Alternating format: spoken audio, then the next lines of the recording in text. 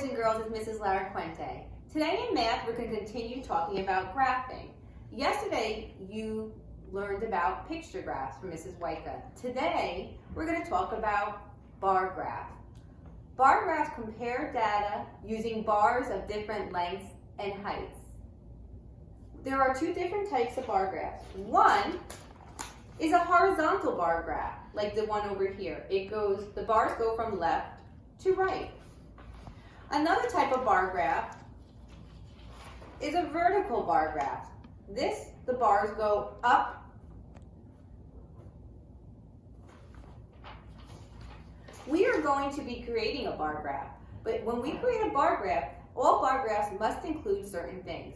For example, every bar graph needs a title. The bar graph we're going to create together is titled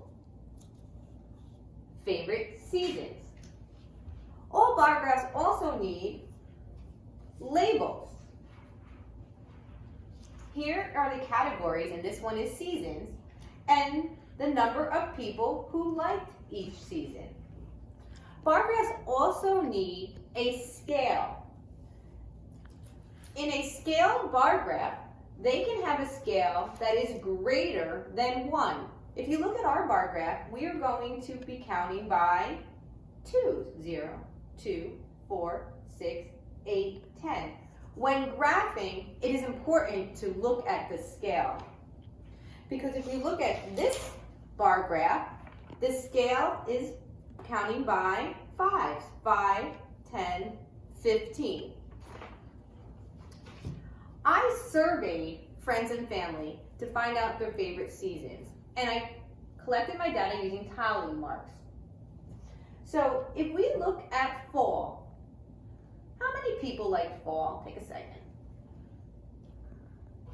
If you said 2, you were correct. Now I'm going to take this information to create my bar graph, and I'm going to make a bar for fall up to line that has the 2. And it's like a rectangle, and we're going to color it in.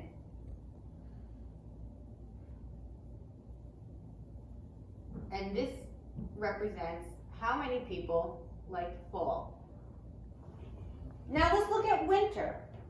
How many people liked winter? If you said 6, you're correct. And remember, when doing tallies, 1, 2, 3, 4, our 5th is the diagonal. That makes 5 and 6. So 6 people liked winter the best. So I'm going to make my bar up to the number 6.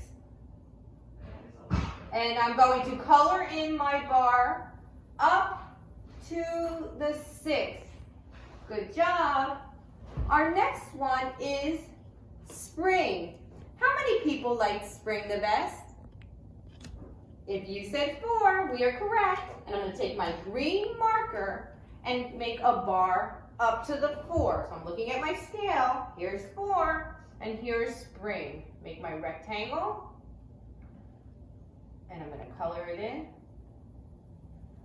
all the way up to the 4. Good job.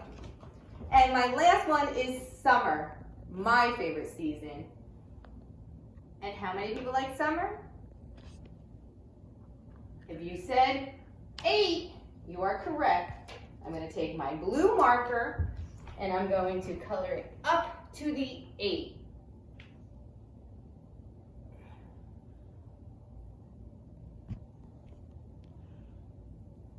I'm going to color in my rectangle up to number 8. Now that we have our bar graph, we can use it to answer some questions. For example, the first question I have here is, which season received the least votes? Take a look at our graph and take a second. Fall. If you said fall, you were right. Give yourself a pat on the back. Only 2 people chose fall as their favorite season. Our next question is, how many more people like summer than winter?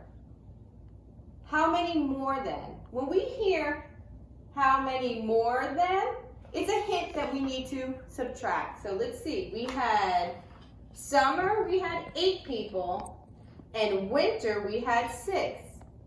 Take a second. How many more people like summer than winter?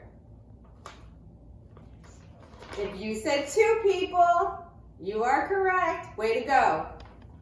And the last question we are going to use our graph for today is, how many people were surveyed in all?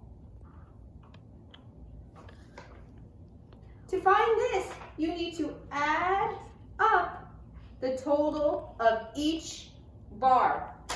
So 2 plus 6 plus 4 plus 8. Take a second. The answer is 20 people.